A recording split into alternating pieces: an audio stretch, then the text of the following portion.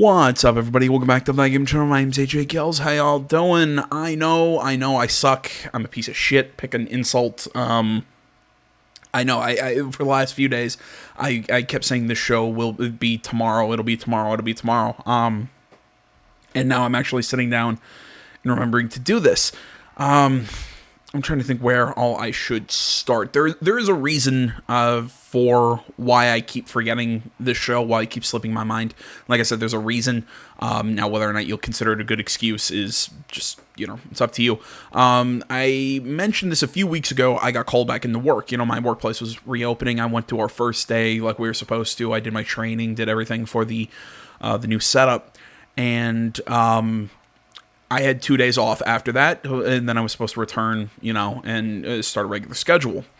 I ran into a small problem, though, over those 2 days with the masks and all the new policies and everything that was going on. My anxiety was really starting to flare up. I've mentioned this before. I have an anxiety disorder. It's not very pleasant, but, I have one. So from there, I went to the doctor, trying to see, what was going on, and they were really worried about my blood pressure. It's something that has flared up in the past, when I've had big bouts of anxiety. I do have, I take anxiety medication for when I have an anxiety attack, but I don't take like a regular medication, generally for the reason that I'm kind of going to go into. So, to kind of help me get through these, this kind of weird transitional period as, with COVID and everything, as we're kind of reopening, the doctor I went to, they prescribed me a new kind of like a daily anxiety medication, which does definitely help me with my anxiety. It really kind of slows me down. It helps me think a little clearer. If you can tell right now by the way I'm speaking, it actually, does help me. I'm a little bit more focused. The issue is it brings out an obsessive side of my personality that I think the anxiety, and again, this is me playing I'm armchair psychologist to myself. It brings out an obsessive quality to my person where I get really absorbed into a project. Kind of, I'm sure everybody has kind of had that moment where you get kind of sucked into a game, a movie or something, and then you realize, oh shit, it's been like 5 hours. I do the same thing. I had issues of college when I was taking a daily medication where it was that mixed with my insomnia. I'd look up and go, oh, it's been 10 hours since I got into something. It just, I don't want to say like I lose bits of time. I lose track of time very easily with this. And that's kind of what's been going on over the last few days. Particularly the object of my obsession has been, The Last of Us Part 2 with I'm hearing all of this stuff about this game and I'm looking for what's pissing people off. Yet I'm enjoying it as far as I've gotten in the game and everything. And it's like I said, it's just kind of become a bit of an obsession of mine. Even some other series that I've been really enjoying lately have kind of fallen to the wayside, not just the show. So it's been a whole thing. And by the time I keep realizing, oh shit, I didn't do the show, it's like 10 o'clock at night and I need to go to bed. And then I wake up the next day. It's the same thing over and over again. So there you go. There's my big reason for what's going on. I apologize. I'm really going to try and spread myself out. I'm trying to work within this medication. I don't know if maybe I need something, a different med or something like that. I go back to the doctor in about a week to get reevaluated or whatever. I'm currently on a leave of absence from work as well, so just so I can get everything dialed in, my blood pressure figured out. So it's a whole thing. Don't worry, I'm not dying. I'm telling you guys what's going on. So there's that. I feel like there was one other thing I wanted to bring up before we actually hop into our first topic. And yes, I will stop teasing you shortly for what's on the screen. Because this tweet right here does mention there's an event tonight, which Night City Wire has been pushed back to. The video for that will be up tomorrow, given when this video will be up. So, because I'm going to be recording that either tonight, tomorrow morning, mix that with when I'm recording this. The EA event, honestly, of what I have seen was announced, it has not excited me. And it's just one of those, like, I'm doing it just because I feel like I have to, not because I want to. And I feel like that's when I don't do my best work and I'm not excited and whatever. So I don't know. I mean, if you guys want to tell me, no, seriously, AJ, the EA event was super interesting. Like, there was some really cool stuff. Please check it out. I will. Barring that, I'm just gonna let Sleeping Dogs lie and whatever. So there we go. Long story short, I have a lot of anxiety, and I'm working on fixing that. Please bear with my, neuroses? Neurotics? I'm not actually sure what the term is. I think it is neuroses. Either way, on to our first topic. As I said, Night City Wire got pushed back. This is something that was sent to me by a good friend of the channel, longtime viewer, Samori Roden. Love you, buddy. He sent me this. This is a tweet from CD Projekt Red. I'll just read out the tweet. We've decided to move the launch of Cyberpunk 2077 from September 17th to November 19th. Those of you who are familiar with the way we make games know that we won't ship something which is not ready. And I quote, ready when it's done, end quote, is not just a phrase. Excuse me. I'm holding back a hiccup. There we go. It's not a phrase we say because it sounds right. It's something we live by even when we know we'll take the heat for it. At the same time, we are fully aware that making such decision costs us your trust, and trading trust for additional time is one of the hardest decisions a game developer can make. And despite we think it's the right decision for the game, I think that's a translation issue there. We'd still like to apologize for making you wait longer. Our intention is to make Cyberpunk 2077 something that will stay with you for years to come. In the end, we hope you understand why we did what we did. At the time we are writing these words, Cyberpunk 2077 is finished both content and gameplay-wise. The quests, the cutscenes, the skills and items, all the adventures Night City has to offer, it's all there. But with such an abundance of content and complex systems interweaving with each other, we need to properly go through everything, balance the game mechanics, and fix a lot of the bugs. A huge world means a huge number of things to iron out, and we will spend the additional time doing exactly that. This week, journalists from all over the world are starting to independently play the game.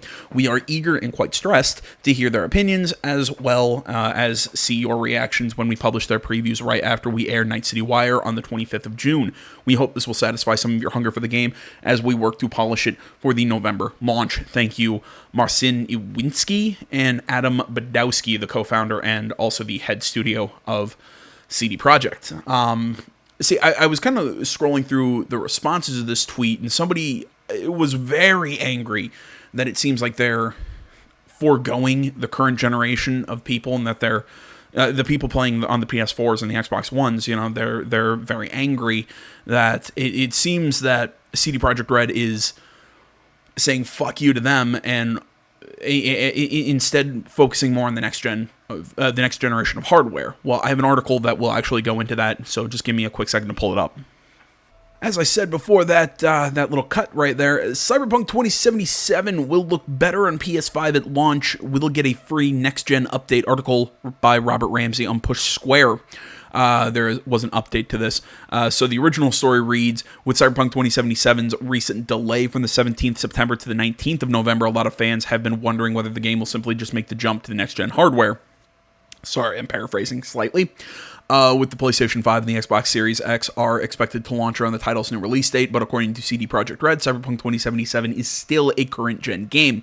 The company's latest investors call, as summarized by Reddit user Tavarish, hopefully that's correct, details the reasoning behind the delay and gives us some insight into CD Projekt's plans for PS5. For starters, the developer isn't worried about launching alongside next-gen systems, primarily because backwards compatibility. Secondly, the firm says that Cyberpunk 2077 will be playable on PS5 from day one and will apparently look better on PS5 than it will on PS4. Well, that's pretty obvious. I'm assuming it's... Look, Push Square, I always say this because I frankly recently have switched from using IGN to Push Square because I really like Push Square's reporting. I like it's very bare bones. It's very simple. The articles are short and pithy, and just lets us get straight to the point. But it is a PlayStation focused website. So, I'm assuming if it'll look better on the PS5 than it does on the PS4, I'm assuming Cyberpunk will also look better on the Series X compared to the Xbox One. Granted, that's an assumption because it's not written in the article, but I assume that's how it'll go. It's unclear whether this means that the game will receive some sort of update on next-gen machines or whether the point simply refers to the jump in hardware power. In any case, Cyberpunk 2077 will be getting a, quote, more robust update, end quote, in 2021, supposedly adding all the next-gen bells and whistles that you'd expect. This update will be free for anyone who owns the game on current-gen consoles. This specific plan was already partly confirmed by CD Projekt Red earlier this year when it announced the game would receive a free upgrade on Xbox Series X. So there you have it. Well, it does look like blah, blah, blah. Let's read the update. The update, the official Cyberpunk 2077 Twitter account, has given us a clear-cut explanation with regards to the game on PS5. And I quote, "We are happy to confirm that Cyberpunk 2077 will be backwards compatible with both next-gen consoles. Your PS4 copy of the game will work on PS5 at launch date." And quote, the account continues, and I quote, "A later upgrade to Cyberpunk 2077 taking full advantage of the next-gen hardware will be available for free," end quote. See, that makes... My initial assumption for this would be that they are going to launch it around release time of the next gen hardware. You can play it on your new console, your old console, whichever you prefer. It'll, obviously be just because the guts are better on the next gen, it'll probably look a little better on the next gen. That would be my guess. Or, and then down the road they were going to re-release the game as sort of like a game of the year thing with all the DLC and everything late 2021, about a year after the game's come out. For the next-gen hardware. This is making me believe it's going to be a large-scale, actually digital upgrade. It's not going to be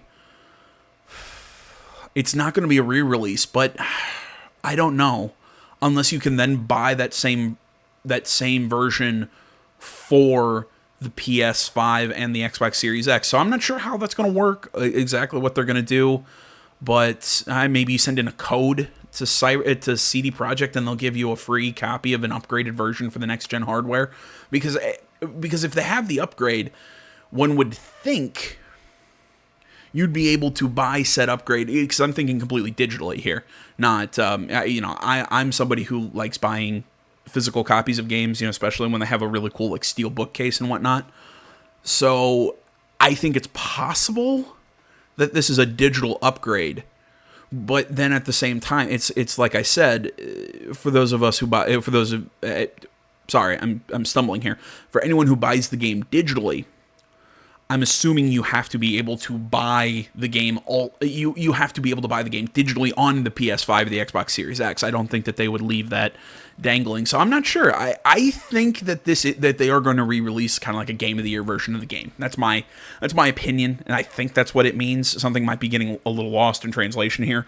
But either way, I like the fact that even though they're pushing the date back, they are not basically giving the middle finger to those of us, those of you who want to keep sitting on the last gen hardware. And I get it. It's not just necessarily want, it's also cost reasons. I'm going to be buying in day one, but just because, the channel and everything. But I totally understand if, you don't have that option.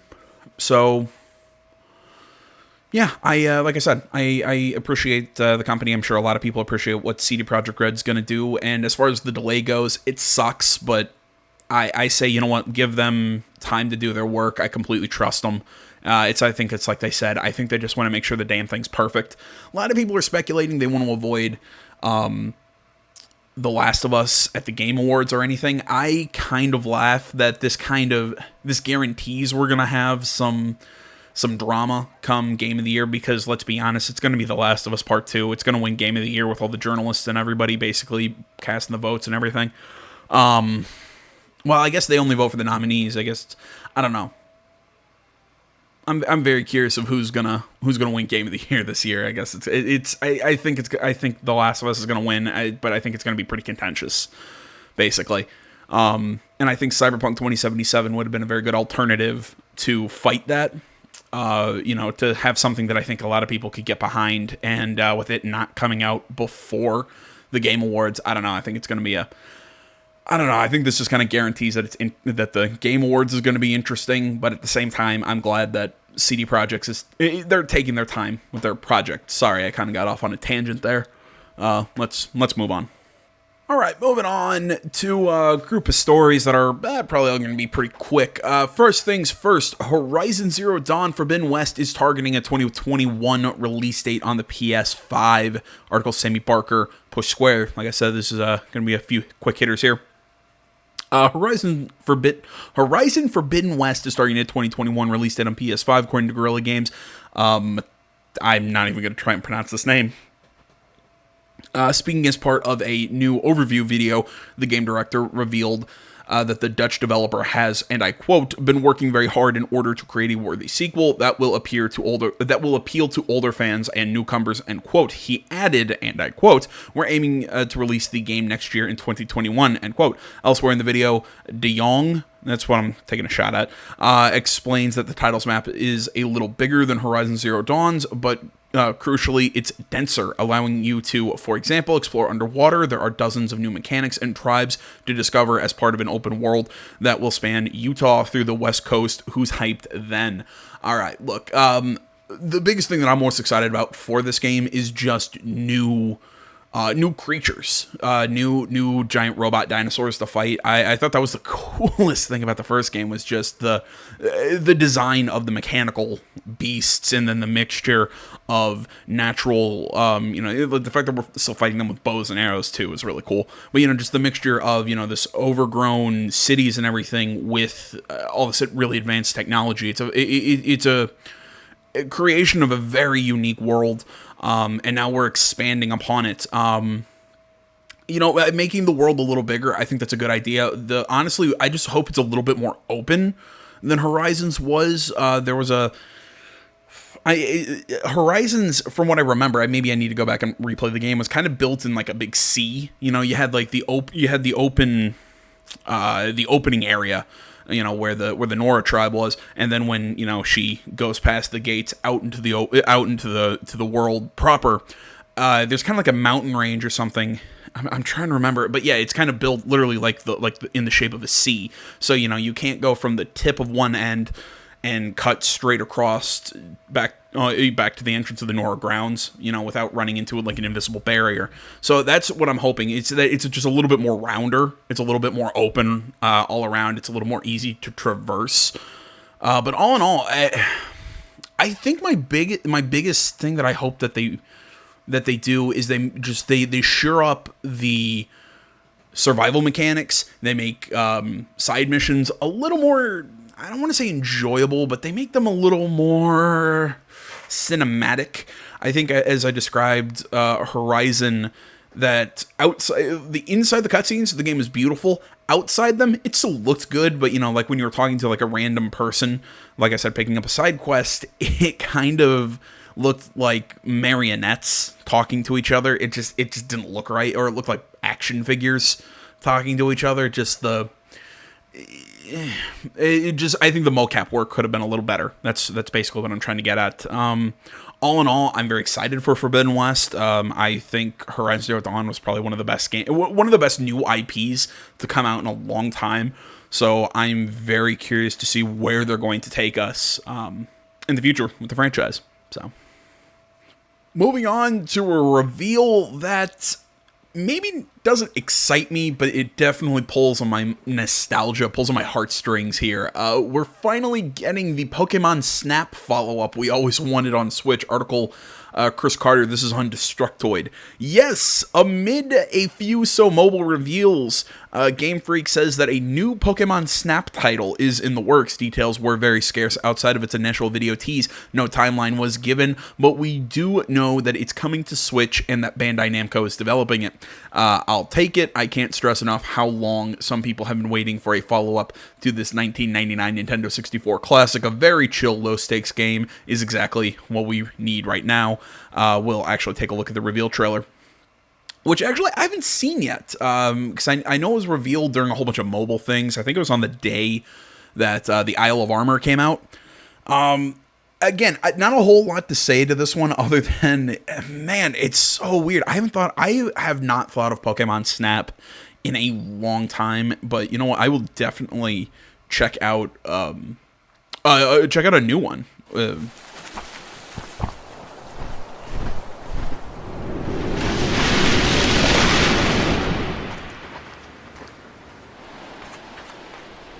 No shit. Sorry.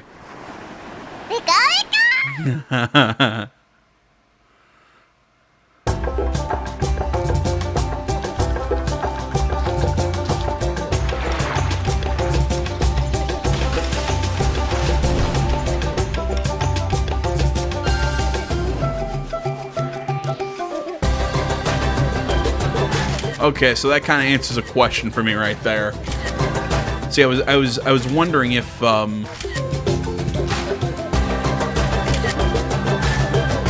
to think here. Oh, cool! You see, pick up that Blastoise, or you Blastoise. Jesus Christ! You saw that Pidgeot pick up that Magikarp. You know, that thing that there was no Blastoise in it.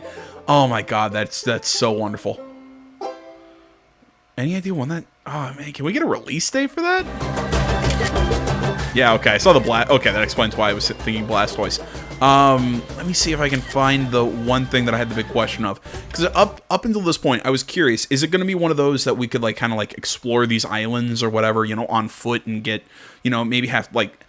I don't want to act like we're going to reinvent the wheel here and have mechanics or whatever, but how cool would it be if, you know, there was kind of like a stealth feature or something, you know, that we can sneak up and get candid shots of these Pokemon or whatever. And also, you know, I mean, we're seeing so many generations right here. I can't remember what these are. I want to say those were brought in Sun and Moon, I want to say, because I don't remember what the name of them are. They're in the Isle of Armor. They aren't in the base Pokemon Sword game, but I believe they were brought up in Sun and Moon. So what, that would be Gen 7. Then you have the Gen 8 Grookey right here. You know, you have a Dodrio from the back in the original. And what, Pichu? Was Pichu added? That was Gen 2, was it not? I don't think Pichu... Yeah, Pichu was Gen 2, because Plusle and Minun were kind of like the Pikachu stand-in in Gen 3. So yeah. So it's cool seeing all of them together. But this right here. So we're still in that little pod on a... basically like on a rail system, you know, it looks like we can throw berries, or I guess they're like apples or whatever. In this one, it's like the guy said, looks like a very kind of like chill, very calm game for just where everything's been so serious lately. I definitely could use this as a nice little palate cleanser. Probably wouldn't play it on the channel just because there wouldn't be much to play. But I would definitely play this. Honestly, I think this game would really work on mobile. I wouldn't want it like an AR kind of like Pokemon Go sort of thing. I wouldn't want it to be like that, you know, but I mean, I'd sit in a car and, you know, and just kind of sit on like I said, in that little tram thing and go and just take pictures of Pokemon or whatever. Like, I think that it works very well for mobile. Although, hell, I think the just general Pokemon setup fits on mobile. You know, I'm surprised that that Pokemon Company or anything hasn't tried to bring the older Pokemon games to mobile or anything like that. You know, I mean, we have a whole bunch of knockoffs that are everything but Pokemon in name. But yeah, definitely, I really like this idea, and I'll definitely be playing it. Moving on to superhero games, Warner Brothers games to be announced at DC Fandom this August. Article Liam Croft, Push Square. There might be a bit of uncertainty surrounding the Warner Brothers gaming division after it was reportedly put up for sale, but that isn't stopping those developers from announcing their latest titles. DC has just announced the DC Fandom, I'm not sure. I'm going with Fandom. A virtual event where fans can come together to celebrate the brand on Saturday, 22nd of August. Most importantly, it'll play host to, quote, new announcements from WB Games, unquote, given the given the digital convention's focus on superheroes, which fall under the DC umbrella. There has to be a good chance that the Batman game, which has been teased for such a long time, will finally show its face. We wouldn't bet our house on it. There we go. The rumored Harry Potter RPG probably won't be there either, but there's a decent chance that Rocksteady's next project could put in an appearance if it's based on a DC superhero. We've been waiting a long, long time to see these games, and there could be some light at the end of the tunnel. Do you hope the next Batman will be at DC Fandom? Don't get too hyped in the comments below. Geez, what to expect out of this, man? In all honesty, there's only one superhero game that I really give a crap about at this point in time, and that is Spider-Man. If Infamous came back, I would throw Infamous up there as well. Because I kind of consider Infamous a superhero game, but that's beside the point. Or maybe if they came out with a Static Shock video game, I would really like it, but that's a very... oddly enough, that's a very deep cut. My sister's boyfriend and I actually talked for about like 30 minutes about that show a couple weeks ago. God damn it, that was a really good cartoon. Sorry, tangent. The important thing is, What to expect out of Warner Brothers games? I would say most likely it's the new Rocksteady game. I don't remember. I'm not sure what this new Batman project is, because I thought Rocksteady said that they were done with Batman after Arkham Knight. The big rumor was that they were working on a what was it? That they were working on a Superman RPG. So, or not an RPG, but a Superman game. So I would put dollars to donuts if it's Rocksteady that's what it is. I hope not, just generally because I don't like Superman, generally. I find him very boring, in all honesty. God damn it, I'm sorry, I just saw this and this really pisses me off, that whole idea of a petition to demand the story alterations. Oh my god. Look, I get it, you don't like a game, that's fine, but I've just... People are like, change the game, just completely rework the game. It's ridiculous. Sorry, yeah, where the hell was I? That got me frustrated. Right. Oh, what WB could be working on? Yeah, if it's going to be like a DC event, it's going to be a superhero game. My guess it's either going to fall under Batman or Superman. That's probably one of the two things, unless they throw out some random new DC property. But I'm going to guess it's Batman or Superman, and it's probably going to be by Rocksteady, seeing that they've been the ones who have so. I'm trying to think of the word here. Is seeing how loved they are right now, how much goodwill they have, and we've been waiting a long time for their next project to be unveiled. So I'd expect that. But this Harry Potter RPG has caught my eye. It's kind of been in the back of my mind for a while, but I am definitely curious to see what that one's going to be down the road. But like I said, this was the first of a few superhero articles. I do have one more for you. As I said, this is not... the last story wasn't really the end of the superhero news. Marvel's Spider-Man Miles Morales? I always question how to pronounce the last name. Is it Morales or Morals? I never... Excuse me. Jeez, I'm having a really bad case of the hiccups. Is it Morals or Morales? I always get that wrong. Is a full story arc with new villains. Article Liam Croft pushed square. Look, this is one of the things I was probably most excited about during the PlayStation reveal event. I really liked the look of the game, and I had one key hang-up, and that was I was so afraid that was it Yuri Lowenthal? I believe it was Yuri Lowenthal who voiced Peter Parker in the first Spider-Man game. Was that they set up a sequel to that game? There was something that was really cool set up in that one, and then I'm like, so are we just completely switching characters, and we're never going to get we're never going to get that sequel, and which a few Push Square articles have actually really helped me calm down from that fear. Let's read, and then I'll go a little bit more into that. Now that we've got the confusion over what Marvel Spider-Man Miles Morales, whatever, exactly is out of the way, it's time to fully look forward to the standalone superhero adventure coming to PlayStation 5 this year. After the announcement last week, developer Insomniac Games has taken the chance to reflect on the reaction with a new video which brings some new details to the table.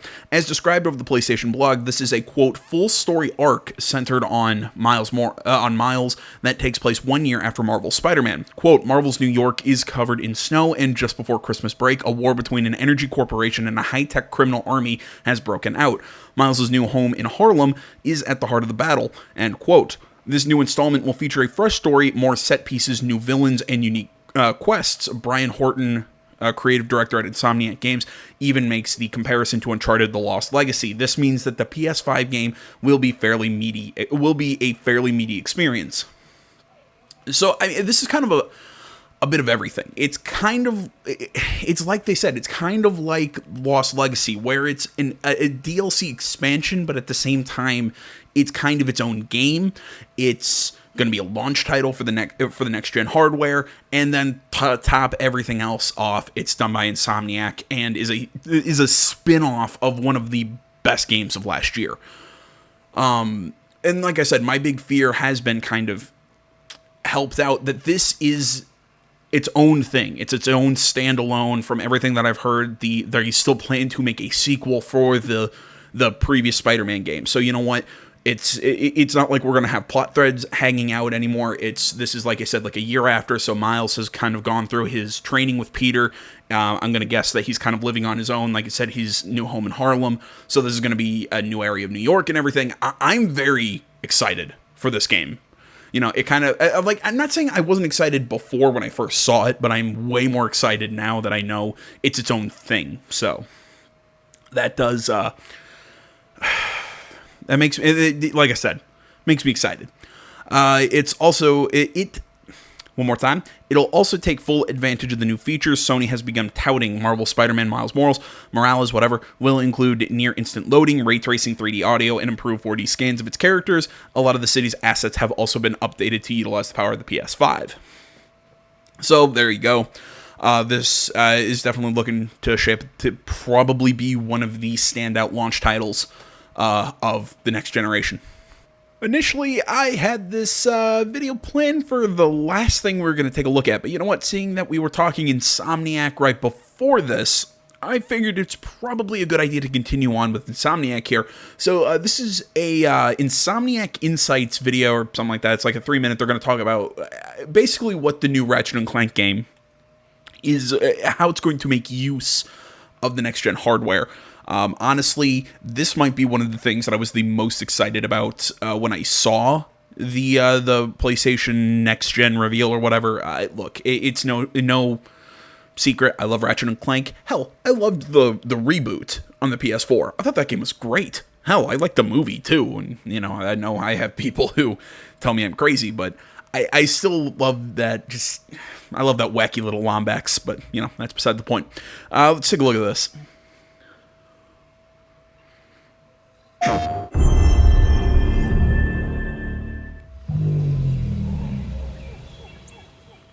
Hi, I'm Marcus Smith, and today I'm going to be showing you a little bit more of Ratchet and Clank Rift Apart, a brand new game built from the ground up for the PlayStation 5. They have found us, Ratchet. Oh, I forgot to make mention of this because I brought this up in the when we saw the PlayStation reveal. The female Lombax that Clank meets near the end of the trailer or whatever. Yes, she is a playable character. I don't know to what degree, but I know she is a playable character from reporting I've seen. This is the first Ratchet and Clank adventure that we've done in a long time, and we're super excited. This is a game that tells the story of an arch nemesis coming to town and accidentally damaging the fabric of space-time, causing dimensional rifts to erupt all throughout the world. Ratchet and Clank is a series that prides itself on exploration of exotic worlds and bringing you to places you've never been before. And that's something that we're really striving for, and that PlayStation 5 is really allowed with just increased horsepower. The number of objects in the world and the things to explore, the enemies around, the effects, everything is more. This is what we're trying to do, is build worlds that feel real and are bringing you in. You're exploring these brand new spaces. And this is something that we never could have done on previous generations. Ratchet and Clank Rift Apart is a game that utilizes dimensions and dimensional rifts, and that would not have been possible without the solid-state drive of the PlayStation 5. The SSD is screamingly fast. It allows us to build worlds and project players from one place to another in near instantaneous speeds. It is unbelievable game changer in terms of we can now do gameplay where you're in one world and the next moment you're in another. And we're loading up levels that happen so quickly and in the action that you don't even imagine that this is something that we couldn't do before because it feels so natural. Long gone are loading screens. Now it's all about bringing exciting new adventures. See, this is something that we've heard a lot of developers talk about. And look, you can say this is Insomniac. They're a PlayStation studio, so take what they say. Them. Trying to think how to express this. Take them talking up the guts of the PlayStation 5. Well, of course, they're going to do it. Like I said, they're a PlayStation studio.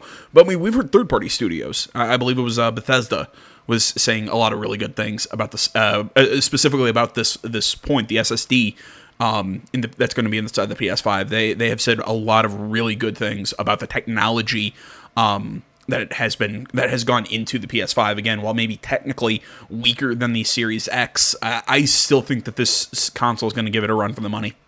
Again, I always make fun of Cerny I mean, but again, I always try to make sure I say, look, man, as dry as the guy's presentations are, that guy's a fucking genius.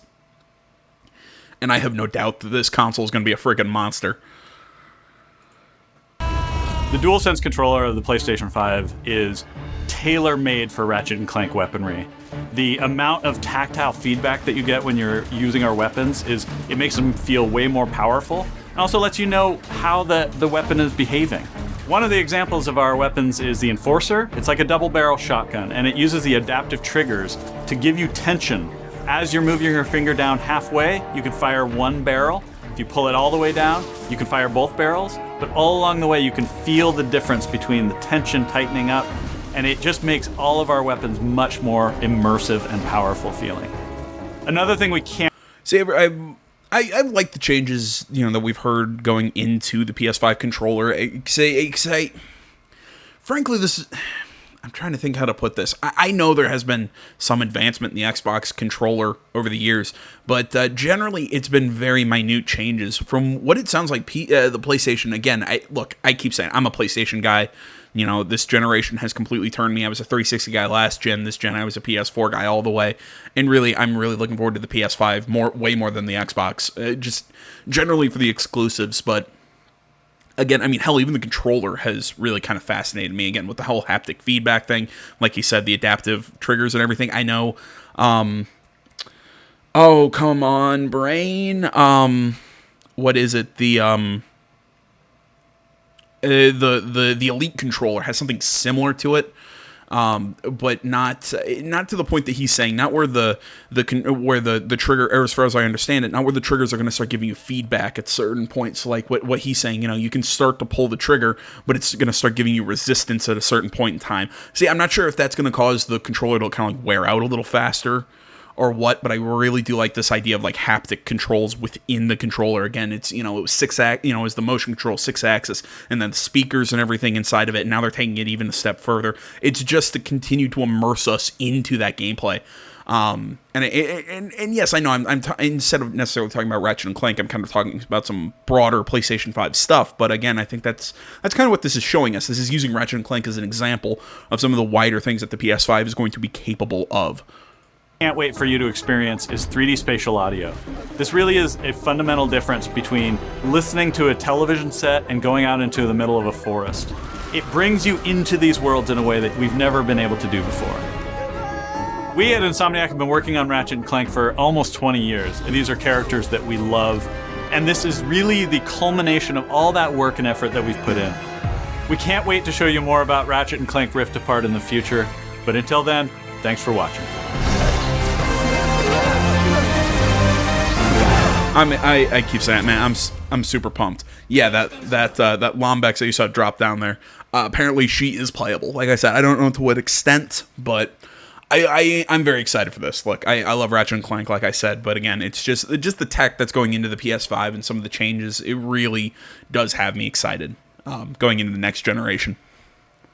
Moving on to a viewer request, I guess I should say, or should I say a friend request? I don't know why that just makes it sound too Facebooky. Either way, this was a request by a longtime viewer, Akita Touchdown. I mentioned him before. He's a friend of the channel, all that. Go check him out. He streams a lot of multiplayer stuff. I think he's been playing Brawlhalla lately. But I mean, I have also seen him play PUBG and a few other multiplayer games.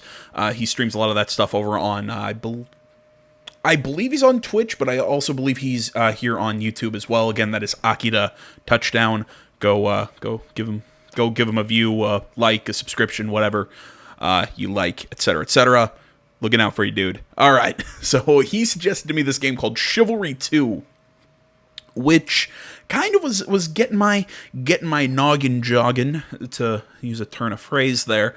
This was done. This announcement trailer was sent out during the Summer of Gaming 2020 IGN event that they're kind of running right now. And this trailer looks really cool, but we're going to take a look at some gameplay that came out, I want to say back in March. He also suggested to me. So it game kind of interesting. And it's like I said, it kind of got my brain working, because I kind of remembered hearing about this game.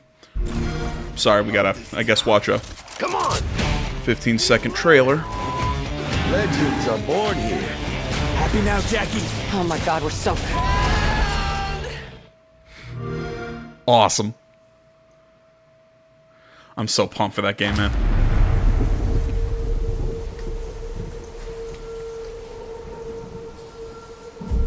That's one way to start a trailer.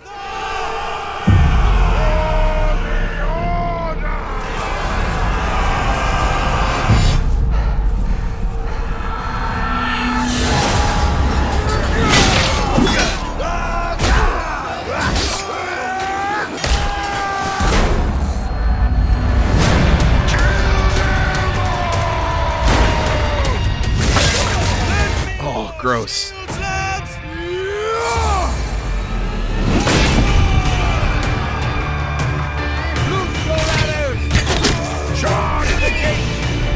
I'm gonna enjoy this. Their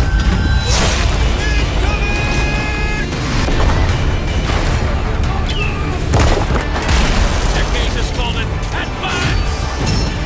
Look out for the horses!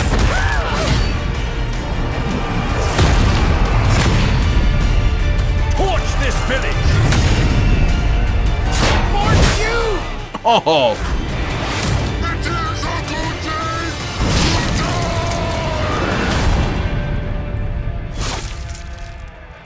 all right, that was pretty dope. Do we get a? Yeah, it's crossplay coming to all platforms. I'm not seeing a release date. If anybody's got a release date, let me know. You know what? Let's before I start making comments, we're just gonna move on to the actual gameplay portion. All right. So as that trailer kind of put it, this is basically an FPS, but medieval, or as just kind of watching this, to me, it screams more like For Honor in first person, but also add a gigantic what's the term? More of a, I don't want to say battle royale because it's team based, but you know what I mean. It's more just a big, you know, instead of like a 3v3 or 4v4 or whatever, it's gonna be a. You throw people's heads at them. Oh, that's awesome. But you know, you're seeing block riposte, you know, stuff like that. But yeah, to me, it looks a lot more like first-person For Honor. Just big team battles as opposed to having a bunch of minions run around and have it be kind of... Well, I'm gonna guess it is kind of capture the flag or objective base.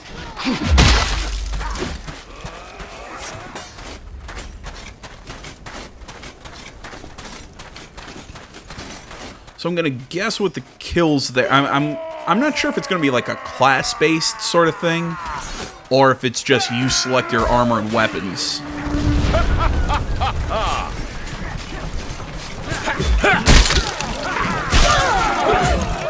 Because, you know, I mean, I am seeing guys run around with crossbows and whatnot.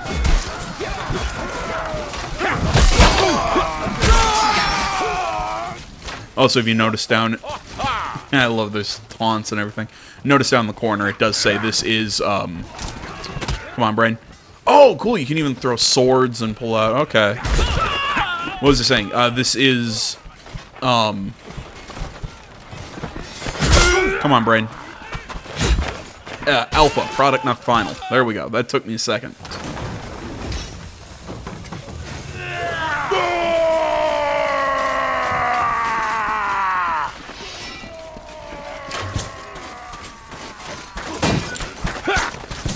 Yeah, there's a, you know, you're even seeing it. There's a primary weapon, a secondary weapon. So, you know, he's carrying a... So maybe it is just how you choose to equip your armor and everything.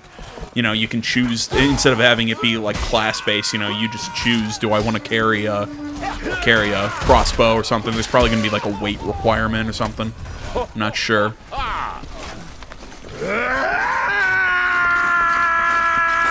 All the screaming I could do without. That's a little irritating.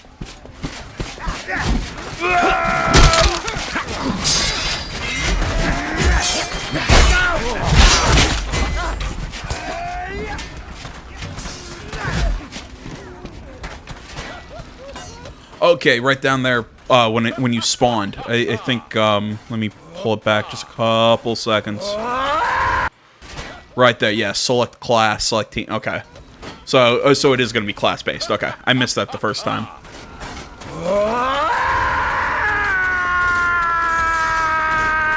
Again, that yelling is irritating. I get it, it's cute and all, but it's a little... Come, there is more glory to win.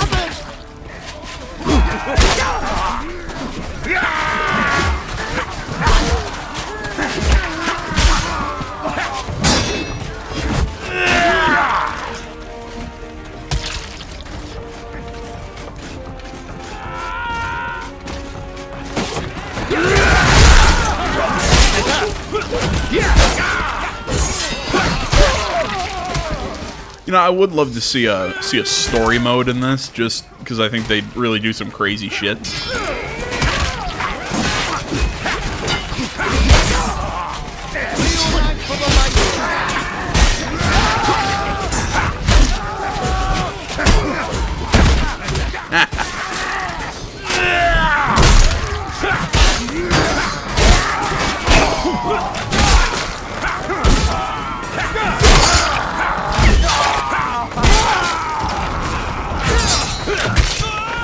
Also points to developers here not really pulling punches with the gore and the dismemberments.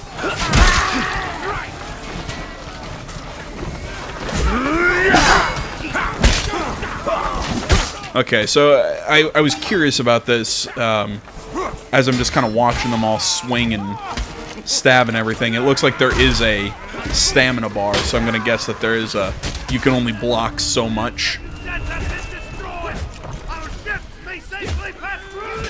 You know what I'm saying? You can only block so much and all that. Yeah, that was from IGN. Oh shit, that was from IGN back in, like I said, I believe back in March. I will have links to all that down in the description.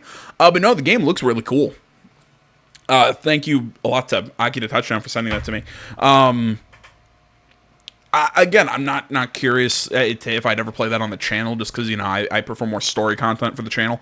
But definitely a really interesting concept there. It's like I said, it reminds me a lot of For Honor, just with the way that the battle system works.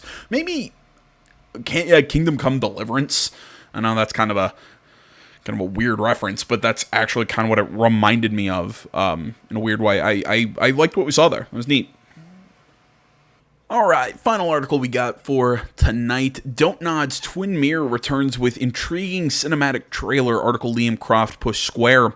Don't Nod Entertainment has been teasing that its Twin Mirror project would be returning after being announced all the way back at E3 2018. Excuse me. And of course, it stuck to its word. A new cinematic trailer for the title, God damn, these fucking hiccups, was debuted at the PC Gaming Show, sporting a new look for protagonist Sam Higgs, as well as a fresh look at the game world. It's still due to release some point this year and will not be split up into episodes. This is a complete single-player experience, and I quote, Sam Higgs was done with Basswood, West Virginia, but it seems it wasn't done with him. When the former investigative journalist returns to his hometown to say his final farewell to his best friend, it soon becomes clear that there are more chapters to be written in his troubled history, end quote. We're really looking forward to playing Twin Mirror, but what's your take on the next title from Life is Strange developer Don't Nod Entertainment? Look, I still remember when we first saw this game at E3 2018, it looked really cool. It looked very different from what we kind of expected out of Don't Nod. Specifically with them working on, excuse me, with them working on stuff like Life is Strange. I mean, granted, we also had Vampire from the studio, so, you know, they've branched out a little bit, but Twin Mirror is kind of that, it's breaking away from that kind of hand-drawn, painted aesthetic that Life is Strange had, and really kind of moving into its own thing. I really like the shooting for the more photorealistic, you know, like facial scans and everything, but mix that with still that kind of Don't Nod weirdness, you know, because this game, it has a lot to do with the mind and memories and everything. It looked really cool when we first saw it a few years ago. Let's take a look at this trailer. I haven't seen it myself. And of course we got to see an ad for, Come on! we have to see an ad for Cyberpunk. Legends are born here. Happy now, Jackie? Oh, god damn. You know, I said it was okay with that game getting delayed. You know, let them take their time with it. But god damn it, looking at it again. Oh, man, just seeing those ads, oh, man, I want to play it now.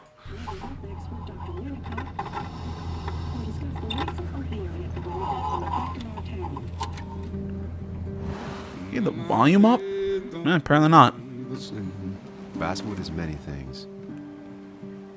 Peaceful tops that list. Until that day. You're the one in the driver's seat, Sam. I can't make you do anything. Coming back to Basswood was your idea. Just try and make sure you don't do anything stupid. I know you think that the only thing waiting for you down there is hurt. You might be right.